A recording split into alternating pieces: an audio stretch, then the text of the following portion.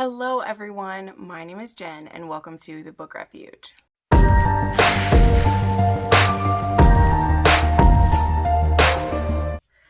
Alright, hi everybody. I'm gonna start this video off with a little bit of promo, so you can skip ahead to the books if you want to, but thought I'd put on my peanut butter dealer hat here.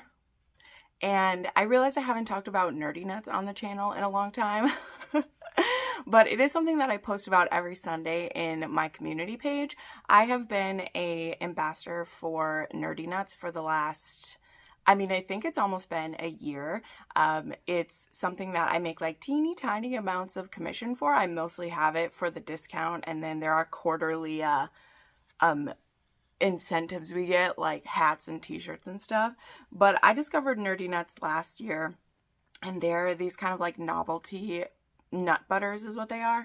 They mostly are peanut butter based. They do have cashew butter and what's the other kind? I can't remember the other kind right now. Very rarely. They usually are focused on peanut butter, but I thought I would just share them here because I am obsessed with them, and also a new quarter had just started, so I just wanted to share about them again. It's been a while. Like, here's a flavor I have been really excited for. This one is oatmeal frosted pie, and it is inspired after an oatmeal cream pie.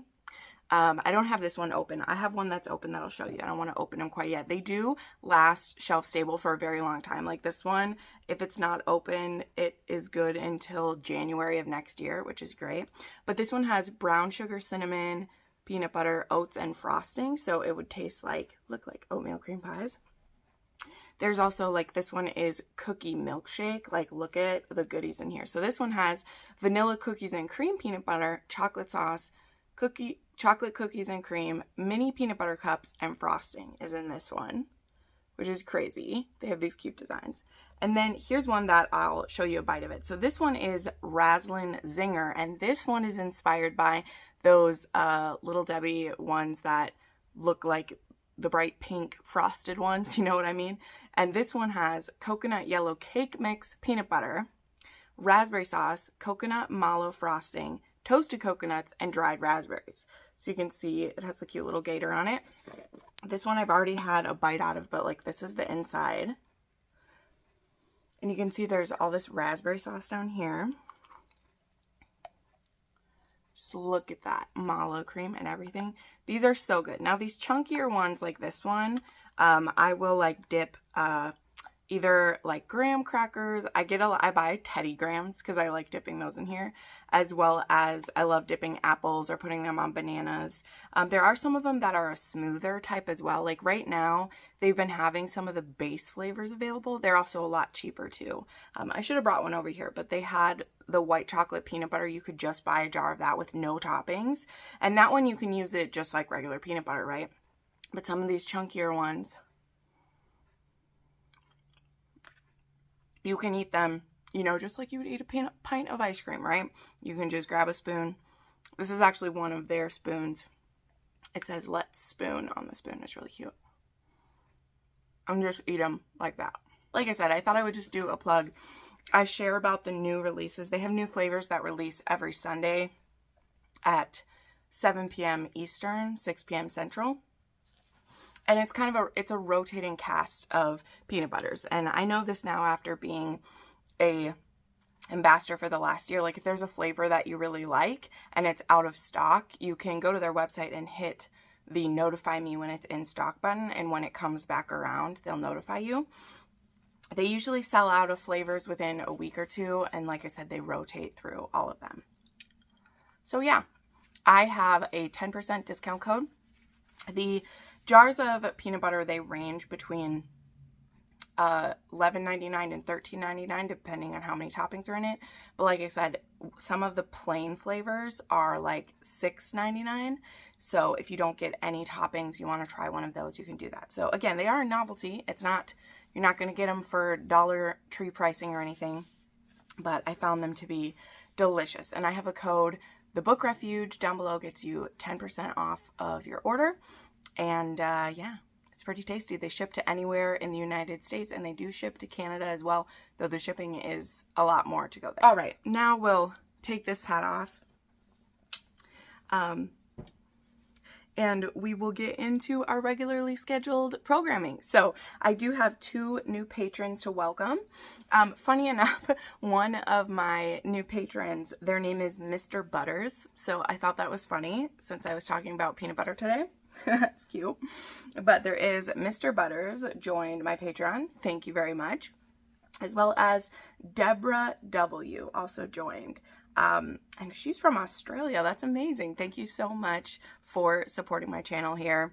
Every one of you makes a huge difference. Like, I'm humbled every week, you guys. Every week that I'm able to do this, every time I'm able to pay my rent, every time I'm able to review a book for you guys, and it keeps the channel going. It's the best day ever. And that is not an exaggeration. If you are a patron and you get my like weekly vlogs, you'll know that I literally talk about how much I love you guys all the time. Probably too much. All right, I have my notes down here, so pardon me. I always have to set those up because I do have a spreadsheet where I put all my notes so that I can remember names and titles and everything. So yeah, this week I got through 9 books, I think, and a couple of these were really great rereads for me, so let's get into it. I did reread, I'll just talk about both of these together, I guess. So I reread Hills of Shivers and Shadows, and I annotated the ever-loving crap out of this thing. I actually did a annotation key, which again, if you are someone who's ever got an annotated book from me, you know that I don't color code things or make it complicated for those books. I just kind of comment my thoughts as I'm reading. Well, for this one, I'm trying to prepare for A Heart of Frost and Scars, which is supposed to be coming the end of this month. It still has the date as the 26th, I think. So I really had wanted to reread these, and it just kept getting pushed and pushed and pushed, and I didn't get to it. And finally, like last weekend, I was like, you know what?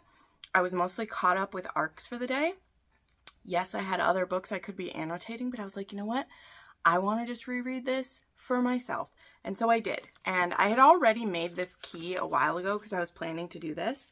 So I made little tabs for Frankie, one for The Devil's Bargain, one for Leo, Cody, and Wolf, one for Steamy Scenes. I had The Environment Tries to Kill Them. I had Questions and Revelations, and then I had Other. So I really filled it up with these. Also, something that I was doing is if you buy the physical copy, you won't be able to see this in the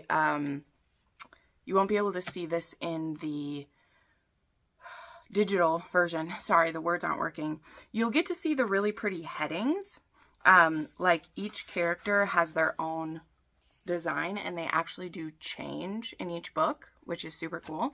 But she also has some at the end of chapters. She has these beautiful art pieces, and Pam actually did them all herself. She has designed them. Let me find one. And so something that I was doing while I was rereading and just really enjoying it is I was coloring some of them in. And I was just enjoying that. So like, here's an art piece, and I am by no means skilled with the drawing or coloring arts, but I was just adding kind of some accent colors onto them. And this one doesn't have as many drawings in it, but this one does. So anyway, if you don't know about Hills and Shivers and Shadows, I actually have the original time that I read this. We'll see if I remember to put the thing up. But if not, if you go back in my weekly wrap-ups, I read this in March is when I read it.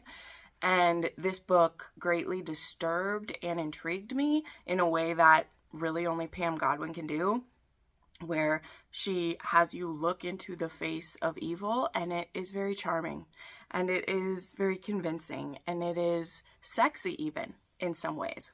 But the more you learn about how evil this person is, the more rot that you see beneath the facade, you know? And we get introduced to these 4 different men, one of whom had kidnapped Frankie from her home and taken her to this very remote cabin on the edge of the Arctic Circle in Alaska, and has just brought her into his family, where there's him and his 3 sons, who are, I think, like 23, 25, 27, something like that, and A couple of them are quite hostile to her, and one of them is just kind of ambivalent and quirky, as it were. But as she's there, and as her ties to her husband are stretched and snap in some ways, we see her try to figure out the puzzle of what all these men are doing here and what the purpose of them being there is. And it has some thriller aspects, it has mystery aspects, and again, it does have some very taboo, dark, awful things in it. There's trigger warning for inter-family rape in here. There is child's essay. Like, there's lots of dark things that happen in here. But something that I always find very powerful about Pam's stories, and I was blessed enough to get to interview her after this book came out. I will try to remember to link that as well. Something that she said is that she struggled with how much to show, which she doesn't show many assaults in here. A lot of it is referenced. There's really actually only 2 scenes of like assault that we see in here, which that doesn't make it better. I'm not saying it makes it better or anything, but she doesn't gratuitously show things that are happening. A lot of it is referenced, and you know it's happened, and you feel the weight of what's happened. And again, something she said in that interview is that she wanted to, you know, kind of honor people who've lived through that with not looking away from what happens to them, but also not, you know, glorifying or overexposing us to it. And I feel that she walks that line. Some people won't. And again, I'm not trying to entice anyone into this who isn't okay with being uncomfortable and isn't okay with, like, I'm willing to try this knowing what a lot of those things are. And I think it's a very powerful journey to see how that goes. And now if you watched a recent video I put out, I just put it out the other day with my favorite heroines, and Frankie has made it onto that list for me. I had made that list after just rereading this book, and then, you know, we'll see, I reread the second book, and there's just something about Frankie that she feels the most like normal of characters that Pam has written. You know, like Bennett's one of my favorite heroines too, but that one's almost a fantasy. You know, it's a historical pirate novel. It almost feels like it's a fantasy, right? But Frankie is a nurse. She may have a wealthy husband, but she's still as independent as she can be. She loves sex. She loves her job. She's just a normal woman, but for some reason she's caught the eye of a psychopath, and it's going to change everything that she thought she knew, you know. And the way that she adapts with new information and the decisions that she makes, the way she chooses to align herself, I could only pray to be a 10th as brave as this woman is. And just the physical toll, the mental toll, the emotional toll, like, it's a lot. It's a lot just to read pages about it. I can't imagine what it would be to live it, right? So anyway, this was a book back when I read it, I gave it 5 stars, and I said it would depend on the other books in the series if I gave it a 6 star. After reading Cage of Ice and Echoes, I did bump this up to 6 stars, and especially after rereading it, I feel very confident in that. And in a way too, it's one of those books that there's just no other stories that compare to it. I've never read anything like it, and so it's in this place of being so unique that even to rate it anything else just feels inadequate, because even my scale that I have, it doesn't even fit on that, you know. And not just because, like, oh, it's the most bestest best. Like, it's very good. I'm not saying it's the best thing I've ever read, but I've never read anything else like it. And those of you who have read it, I know some of you agree because we've talked about it. So anyway, reread this one. As I said, lots of trigger warnings. She has, right at the beginning of it, she straight up has, if you need to see the cliffhanger, if you need to see the spoiler-free trigger list, and then she also has a spoilery trigger list. So the way that she did this, I thought was very smart back when I was reading the arc of it and everything. She had beta readers who pointed out kind of every trigger there is, because there's a lot of them. You can see the spoiler-free list where she's more vague about certain things that are happening. And then if you really are like, okay, I'm okay with these, I think I'll be all right, you are. And if you're like, I'm okay with these, but there's very specific things that bother me, you can then enter like another level, as it were, to see the explicitly like, this is going to happen in this book. So I have again, in the first review I did, I list all the trigger warnings that are there. I'm not going to do that in this one. You can go back and see that one, or you can just go to her website because she doesn't hide them from you on there. Like, you just can decide how much you want to know. As I said, when I read that one and did like a I did my own like 2-tiered spoilery list. If you are okay with everything, like and here's the thing, like, triggers don't just mean it shocks you, because the point of a story like this is to shock you and make you think. It's not for shock value, but the reveals will shock you. That's not a trigger, right? A trigger is if it shocks you and it also gives you, you know, flashbacks or PTSD feelings. Like, those are very real, right? It's not my place to say what anyone's are or what they should be, because mine are different from other people's. I can handle a lot. I more so like to see trigger warnings because I'm nosy and I want to know if a book is worth my time. So that's a lot of times why I want to know trigger warnings. But if you are someone who you're like, there's nothing that could be in here that would cause me mental harm, I say you read it without those, right? As someone who likes to know spoilers, if you are okay with everything, there's nothing that could happen. You know, I already said there's interfamily rape in this. So if there is nothing that could deter you from a book, I say don't look up the spoilers, read it, because it is, I hate saying fun because this is so, there's a lot of twisted stuff, but it is a journey to try to puzzle out with Frankie what's going on, you know? And that's what I think Pam does very good, is the suspense level, where she drops clues and everything. Like I said, I was looking for them this time, and it's amazing. So anyway, there's that one.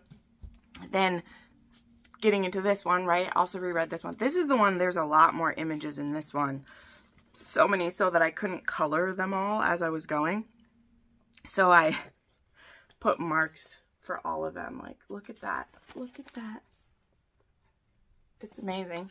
Where's whatever. So anyway, this is part 2, so won't talk much about this one. Again, whenever I read this originally, I did do a more like spoilery review on it, but this is a true trilogy, as it were. You have to read these in order. So everything that happens in this one, kind of a spoiler for the first one, but in this one we really see the relationship forming. You know, this is a why choose story.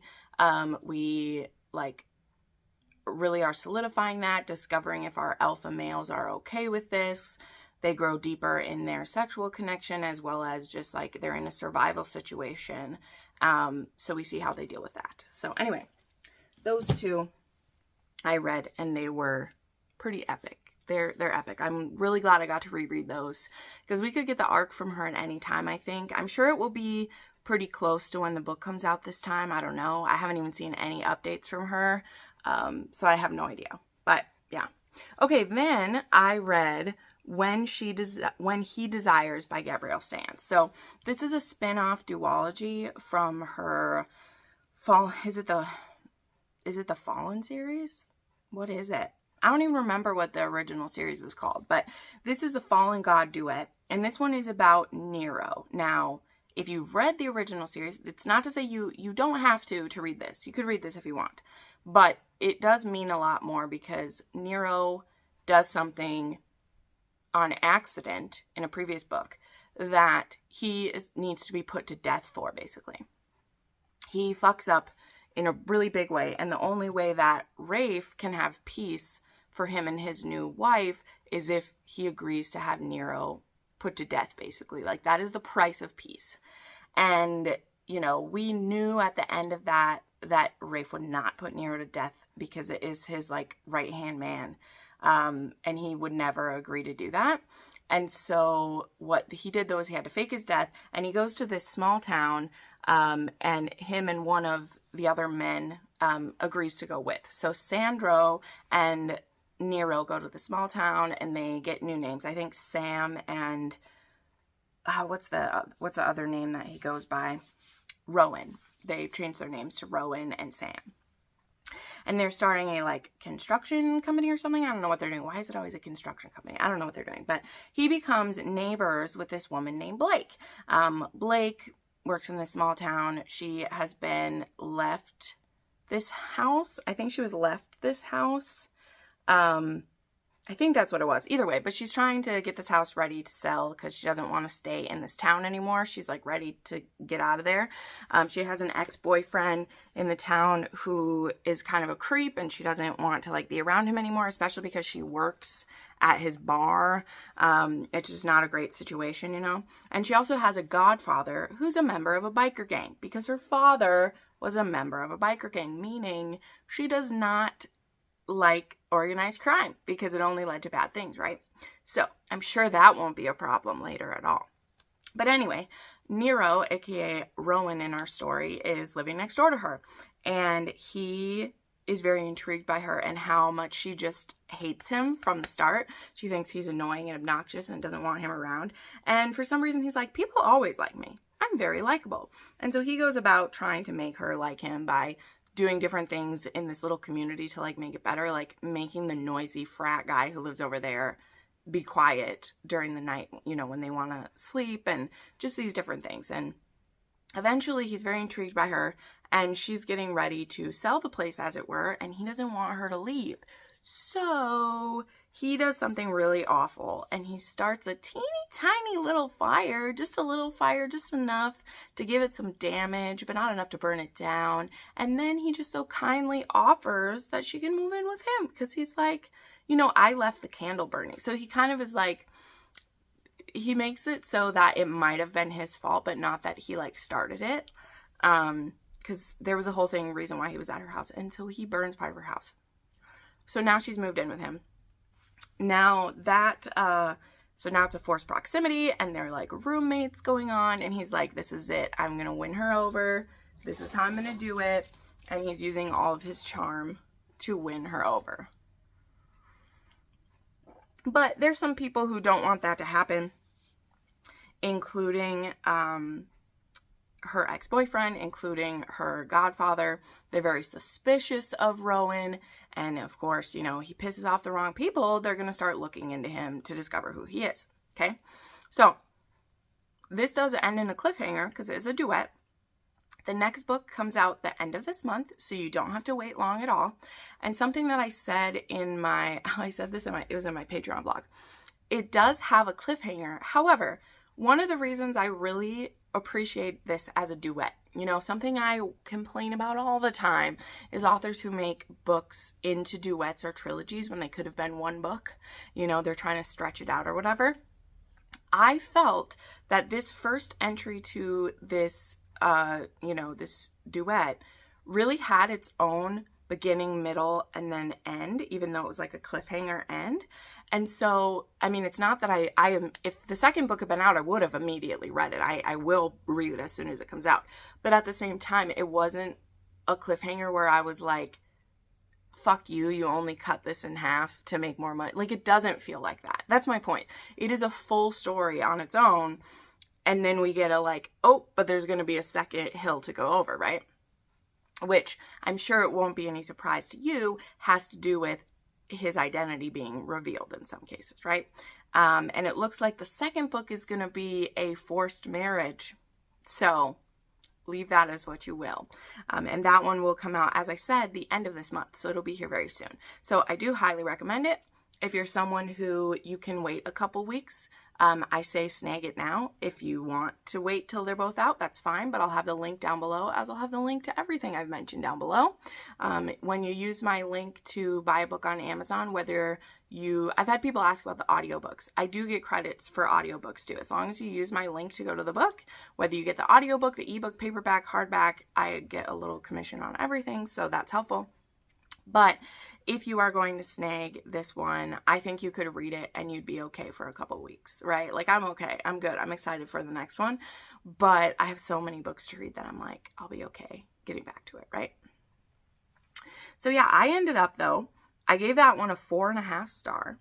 And it was a 3 on the spice scale. It was a pretty slow burn, as I said. They're neighbors. It's a hidden identity, mafia, Of course, we're not seeing a lot of mafia throughout this one. I have a feeling we will in the second one.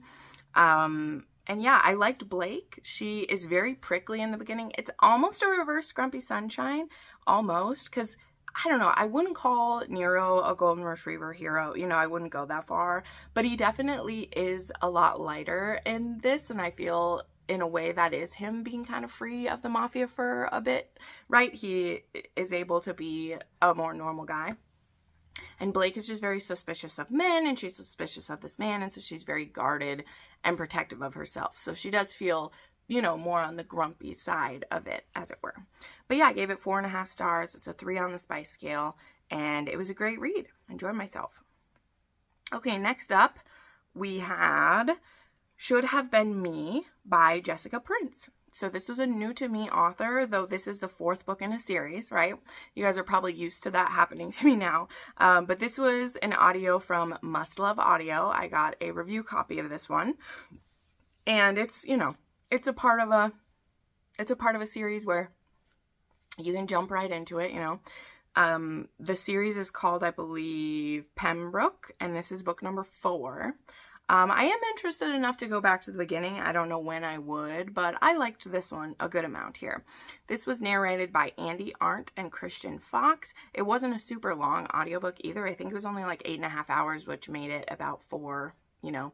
I know I listened to this one all in one day because I listened while I was babysitting the one morning, and then I finished it that afternoon. But this one is a small town romance. And we have Jolie as our heroine. And then we have Vaughn, who is a billionaire. And he is actually in town. He's bought a house there. And he is going to be there to help take care of his dad. So his parents split when he was very young. His mom didn't want to be stuck in a small town. So she went and lived in the, you know, big city. She's a businesswoman. And when his dad, he stayed with his dad for a while. His dad got remarried and had a daughter. And he liked being with his family, but his mom, it's very clear from reading it that his mom became jealous that he was liking the dad too much and said that the dad was making him soft. And so she actually then fought for custody of him when he was pretty young and forced him to come move to the city with her.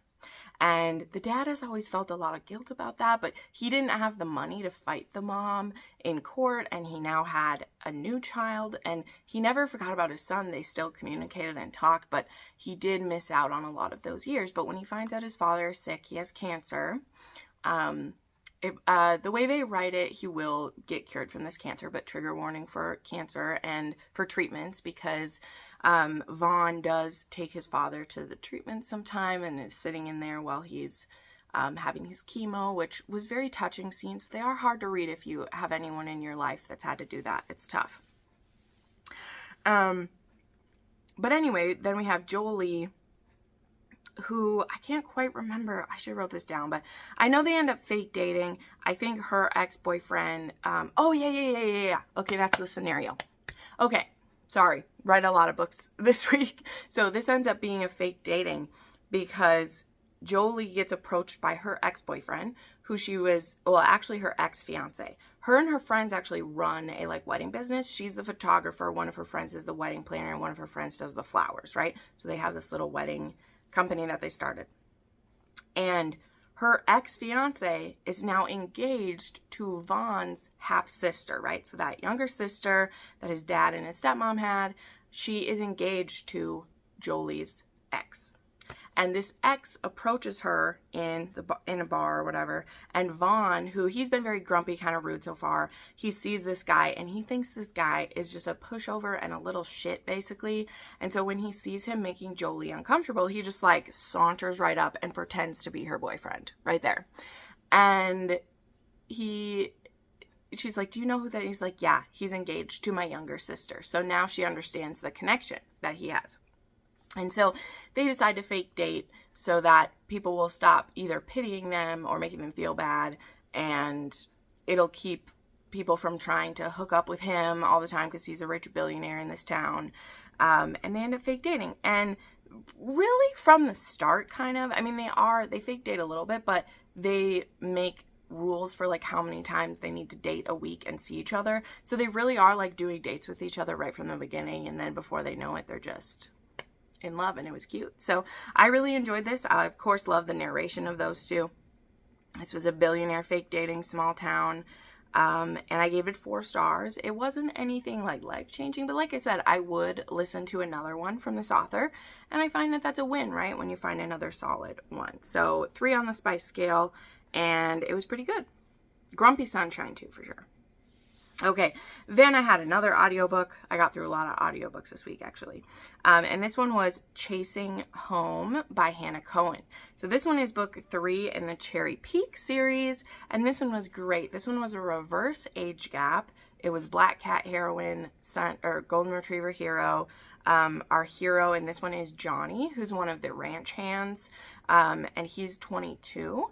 And our heroine is Aurora, and she is new to town. We'll get into why in a second, and she's 30. So there is an 8-year age gap, one that Johnny doesn't give 2 figs about, but Aurora's like, dude, I'm way too old for you. Like, I'm not in this town for a long time. And Johnny just pursues her with such intent and such purpose. I loved him all the way through.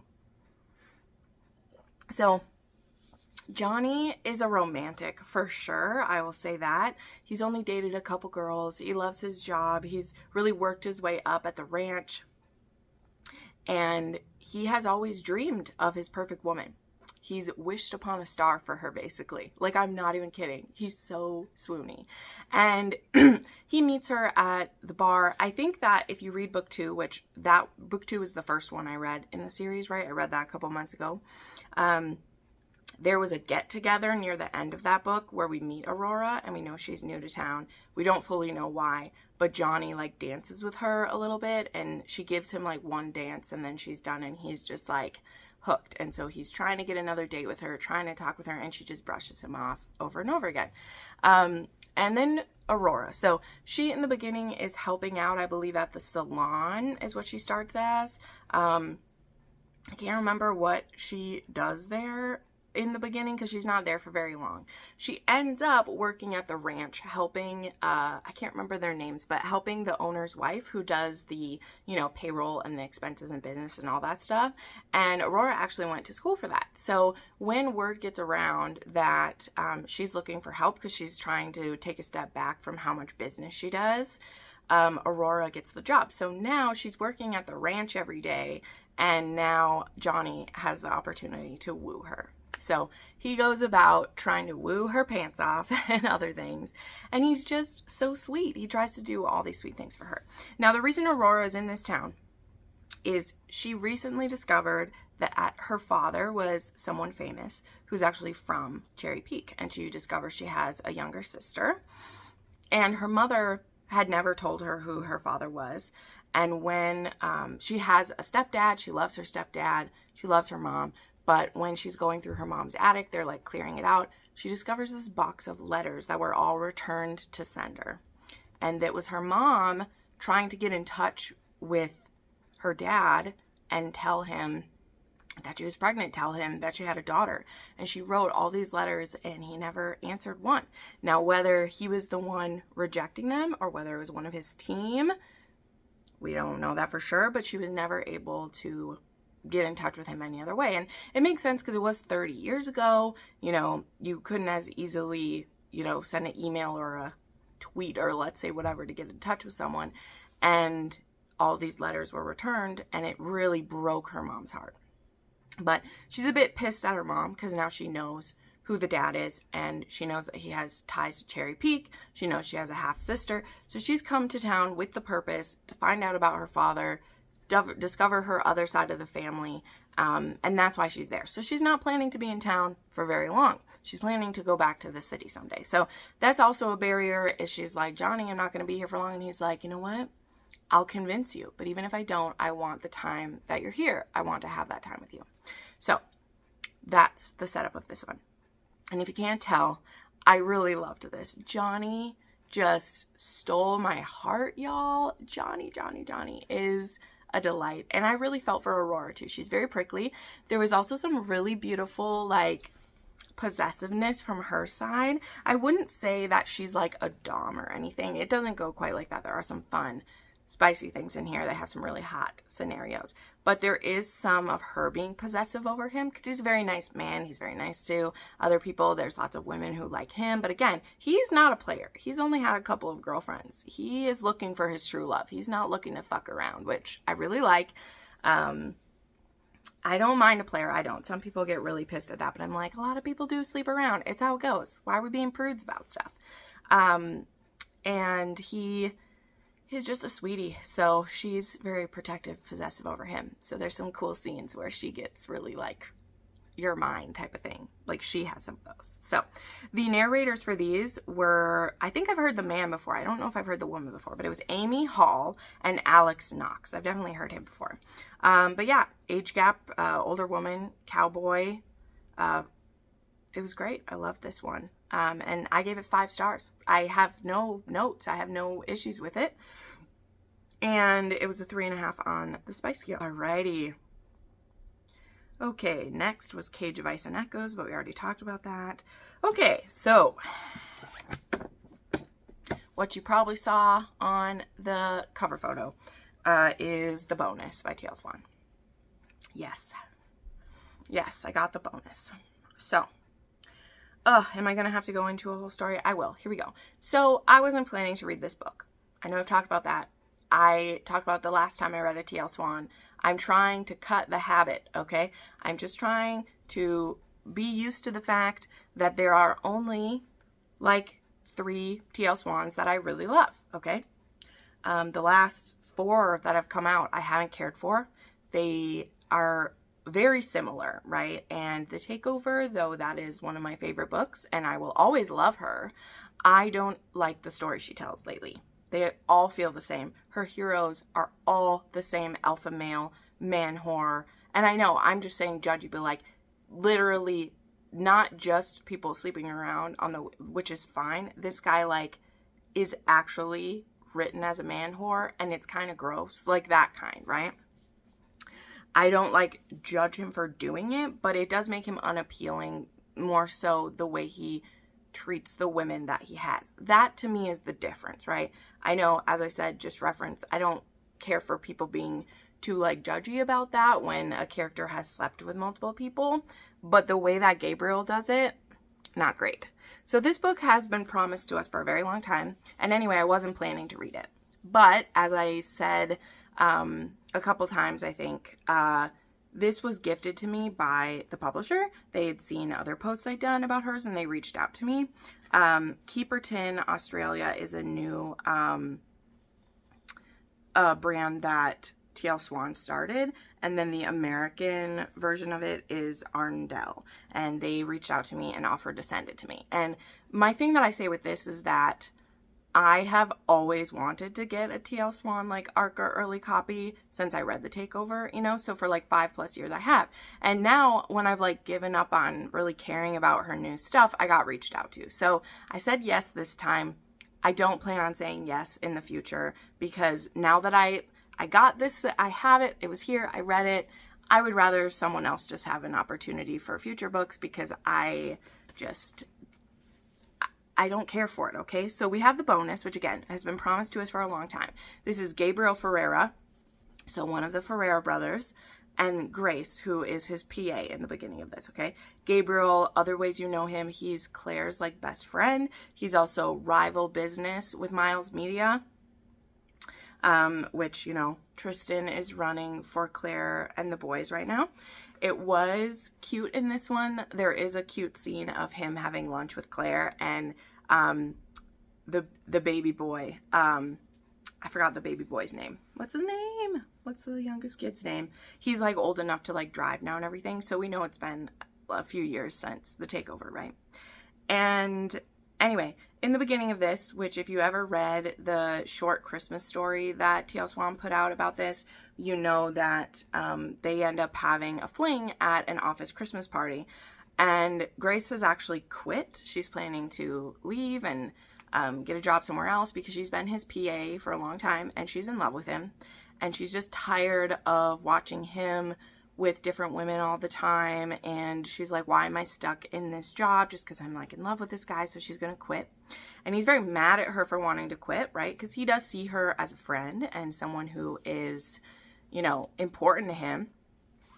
But apparently to her, he doesn't love her. And also, again, he sleeps with a different woman every weekend, and she's always buying flowers for someone and sending them to a woman and like all these things. And she just doesn't want to see it happen anymore.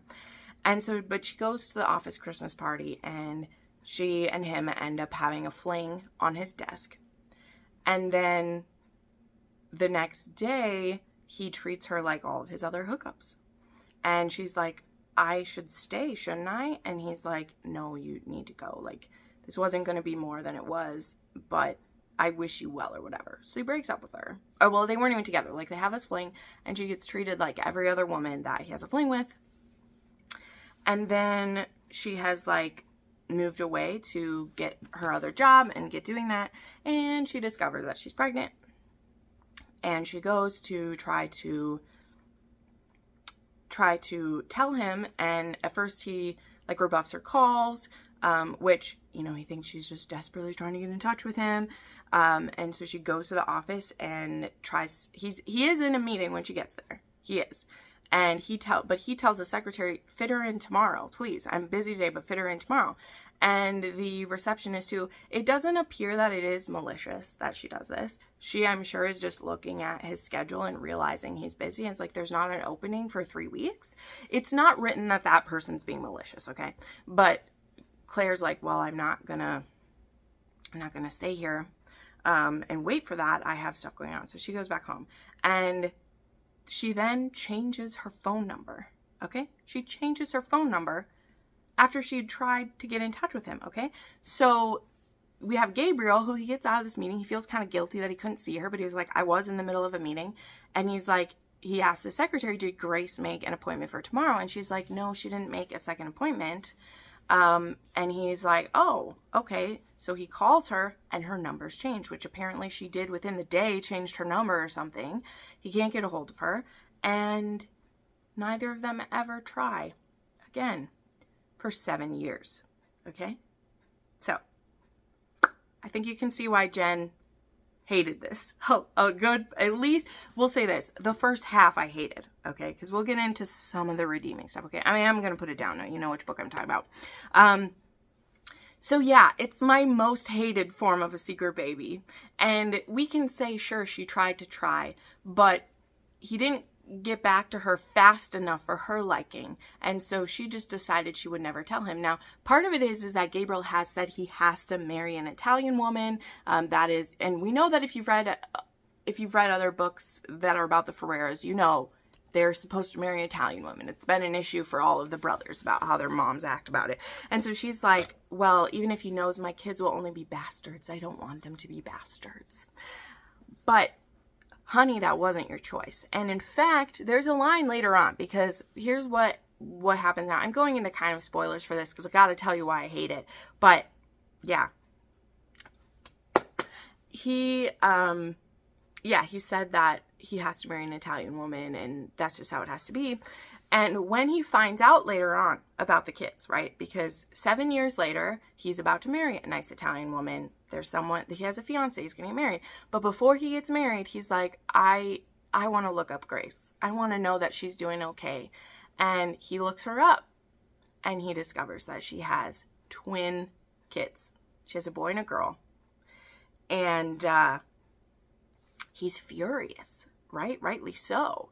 And when they have the argument, and this is really nasty. It's nasty what he says, but it's also so true, okay? Because she says a line where she's like, you rejected me, you didn't want me. And he's like, who cares? I would have wanted our children. That wasn't your decision to make. And I was like, that right there is the reason I hate Secret Baby so much. He's a fucking billionaire, and you decided that his kids are better off without him? Like, what world do you live in, chick? What world do you live in that you thought he, A, would never find out, and B, that it was okay to do that, okay? So, first off, like, he's really pissed about this, and I think he has every right to, and she's like, you told me you didn't want me, and he's like, so what if I didn't? I wanted my kids. That to me is the exact point, because it makes her look like a bitter, scorned woman that she tried one day. She tried one day to get in touch with him. And when he couldn't, which again, he's a billionaire. You've been his PA. You know how busy he is. You know how he acts when women he used to sleep with try to get in contact with him. You could have went to one of his friends to tell. You could have gotten in contact with one of his brothers or the security. She could have talked to any of those people to tell him that she was pregnant. And she didn't, because she felt scorned that he wouldn't take her call. So she didn't tell him about twin babies that he had. Okay? All right, so let's just get that out of the way. And I will tell you as well, this book, nowhere in the marketing does it say that this was a secret baby. Are we not past those things, okay? It tells you this is a billionaire second chance, a billionaire second chance office romance is what it says, okay? It doesn't say this is a secret baby, which I ended up hearing about before I read it. I did end up hearing about it. So there's that, but it's not in any of the marketing. It's that thing again where authors decide that their tropes are secrets. And I'm like, you can't surprise people with a secret baby. I'm sorry. You just can't. So anyway, the first half of this, I really hated. And then the second half of it, it won me back a little bit because we do talk through those things. But they both are very unlikable, which again happens in a lot of T.L. Swan books, in my opinion. Their arguments sound like they're 15 years old. They are just so childish and so much. And then there's a little bit of drama with the mother, his mother, and like with the ex-fiance. Like there's that stuff. But this book is 500 and what is it? This book is 500 pages. Does not need to be that long. And it just is, now he's like, I'm going to win you back and I want to have our kids. And I'm like, I do want him to grovel, but also like she needs to grovel. This was a book 100% where the woman needed to grovel because I don't forgive her. That's the problem we have when you do a secret baby like this. When it's been 7 years, and you tried one day. Okay, I need to move on. You get it. I'm done. I'm not going to ask for another T.L. Swan. I'm not going to read anymore. I gave it a 3.5, but I'm rounding down to a 3 for my review. I usually round up to the next one for an arc. But you know what? T.L. Swan's going to have 20,000 people or more read this book. So she doesn't need me to round up for her, okay? And this one wasn't for a PR team, so I can rate it whatever the fuck I want, whenever I want. So it has a 3 on the spice scale. He has a big dick. They use lube in a scene. There's some good stuff. But trigger warnings is a hidden baby and a very manipulative mother, and then has reasons not to recommend. It is the worst kind of a secret baby, in my opinion. Okay, now I'm back in a Catherine Cowles era. Well, for the first time in a Catherine Cowles era, let's just say, kind of. So, I read Fragile Sanctuary and Delicate Escape because I got an arc of Delicate Escape and I needed to read Fragile Sanctuary, okay? So Fragile Sanctuary is the first book in her new series, Sparrow Falls, which, like some other authors who have lots of series, I've been trying to hop on at the beginning of some of their newest series and see how I feel about it. Because I had read a Catherine Cowles ages ago and I just never got around to another one. Didn't dislike her. I know everyone's obsessed and I didn't, right? I was like, everyone's hyping her up. It's okay. I want to try smaller authors. But she's been doing some really beautiful arcs out there. I'm sure you've seen them floating around. And I was like, you know what? I just want to tip my hat in the ring for some of these. Okay, they're beautiful. So I got approved for a Delicate Escape ALC and an arc. And I was like, ooh, well, time to read Fragile Sanctuary. So I snagged the audiobook, which was only a $7.50 upgrade with the ebook. And I started the series out. So this one was narrated by Andy Arndt. She made another appearance this week. And Zachary Weber. And this one is a woman named Rhodes. Goes by Ro as her nickname. And she is getting a house renovated by her adoptive brother, owns a construction company. And one of his workers is his friend Anson, who's an ex-FBI agent who has had to get out of the business because there was a serial killer who killed his sister and he could no longer do the business anymore. It was too much for him. Rhodes, this house she's having remodeled, was her family home that was partially burned when she was 13 years old, and her sister and her parents died in this fire. And that's when she was adopted into actually her best friend's family. Her best friend's mom was a foster mom who had 3 of her own children. One of them had died, so she has 2 kids. And she has had many foster kids through the years, and she's basically adopted, like, I think there's 4 or 5 of them who've been, like, adopted. And so she got adopted by her friend's mom when her family died. And now, I believe it's been over 10 years, I don't know, and she's finally ready to get this house renovated and make it livable again. And so, again, her adopted brother is doing that. Anson works for him. He's working there. And she's staying in the guest cottage that's not far from it, so she is in proximity to Anson quite often. He's a grump. He doesn't want to be friends with anyone, doesn't want to be close to anyone. But of course, that's all going to change when he starts seeing Rhodes around. Rhodes, I loved her. Okay, so she works at a plant nursery in town. She also fosters different animals. So we meet a fun puppy whose name is Biscuit that becomes a part of her family. So cute. She fosters kittens at one point that are so cute. I just love when animals show up. So great. But this is a romantic suspense series. And one of the things I meant to say. So one of the issues I sometimes have with small town romances that decide to have a suspense element is that the suspense element, in my opinion, isn't put throughout the book enough. It just will kind of like be there and give us the third act, but yet not have been laid the foundation for. And I know that is something that Catherine Cowles does, is that her series, they're romance, but like with a romantic suspense plot. So when I decided to try her again, I mentally decided I'm going to look at these as a romantic suspense. I'm not going to be annoyed that there's suspense elements. That is the type of book that she's writing. And in my opinion, going into the book knowing that made a big difference to me. And I know some of you might be like, man, what are you talking about? But like for me, it tends to irk me when a series is sold as small town, but it's really a suspense series, because I find that the suspense element is either not like seeded very well, or is super obvious, or again, is just there for some jump scares and a third act kidnapping without being set up, right? But again, this time I went into the series expecting it to be a romantic suspense, and I feel like that was set up very well with, number 1, the prologue, which has the fire and everything, and we see it. And also with our hero being the ex-FBI agent, he has bad dreams about the serial killer he was fighting. She has bad dreams about the fire. And there is now an arsonist back in town who is starting fires that are causing a lot of repressed memories to come back up. So I thought that the foundation was laid very well. It was very intense, and I did not suspect who the baddie was. I was very intrigued. I was very intrigued the whole time. I had a really good time with it.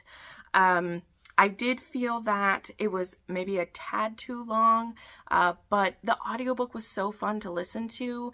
And when I finished this one, I went right into that ALC that I had. So we'll get there. So I gave this one 4.5 stars. It was a 3 on the spice scale. Again, there was stalking, fires, death of family, serial killer. So this has suspense elements in it as the trigger warnings. Loved Anson and Rhodes, by the way. They were great together. Him being such a grump and her slowly winning him over. He's very reluctant to care about anyone. And as he's getting welcomed into this big family of adopted, people and everything, he's very resistant to them in the beginning, but I liked it. Okay, then I had an ALC of Delicate Escape. So we went right into it. Now this book was set up pretty well in the previous one, but as always with these series, you could just jump in where you want to, but there's only the second one in the series, so I think if you jump in soon, you can read both of these, right?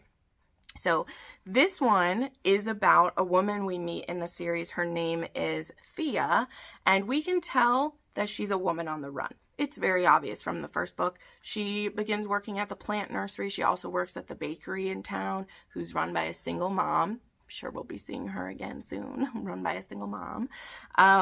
But she works at the bakery, and now she also works at the plant nursery, and she works for cash. Because it's very clear she doesn't want any technology. She doesn't want to be in any photos. She doesn't want to be on anything. So we knew that going into this one, if you've seen it. But at the start of this one, we see a prologue of 2 years ago when she was dating her boyfriend, who's a billionaire. Not a billionaire. He's an actor. He's like a millionaire, though. He's a millionaire actor. And he was an abusive. Not physically, but emotionally controlling, degrading, and he like ruined her life. I won't tell you all the details of what he did, but it was bad. And so it led her to go on the run with her cat Moose. Love Moose. And she has tried to erase her digital footprint as much as she can, which is why she doesn't own a car. She doesn't make the payments on her house herself. She sends them to someone else who makes the payments on her house for her. She does everything in cash. So we have her. And then we have Shep, who is the construction company owner. Okay, so that's the adopted brother of Rhodes and the best friend of Anson. So there's that. And he has a soft spot for Thea. Of course, she's very jumpy. She doesn't want to be around men. She's very private. But she has a pipe leak at her little cottage, and she wants to fix it by herself because she doesn't want anyone in her home. She's so paranoid about what can happen if she lets someone in her home. And eventually, though, she is convinced to let Shep start coming around and working on it. And then we have a slow romance between the two of them.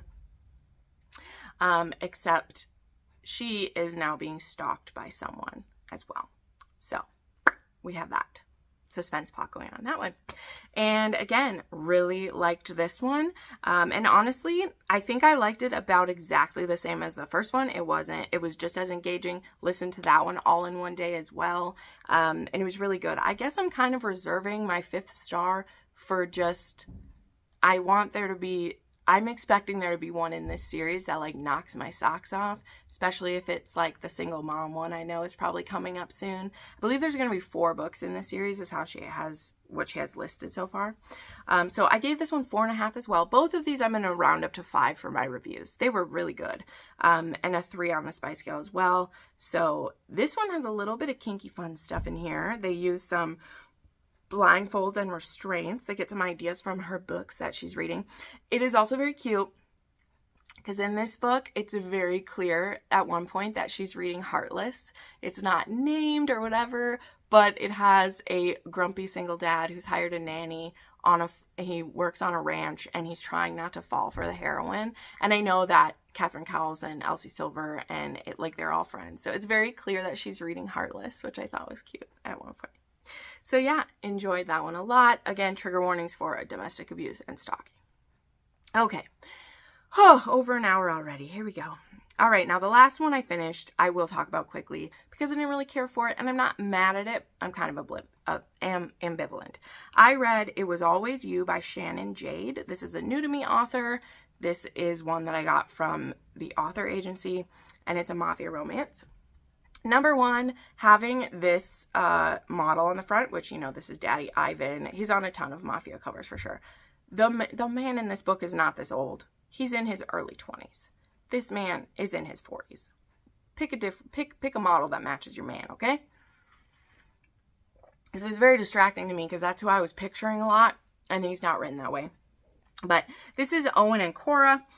This is basically novella length in my opinion. The Goodreads says it's 300 pages, but the ebook is 180. It's pretty short.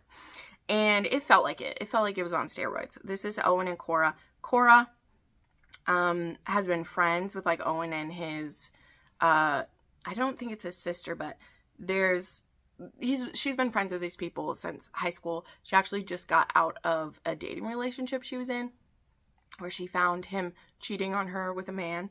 And so she had actually been looking for an excuse to break up with his boyfriend for a while. So she's like, peace out. No hard feelings at all. You do you, boo. See you later.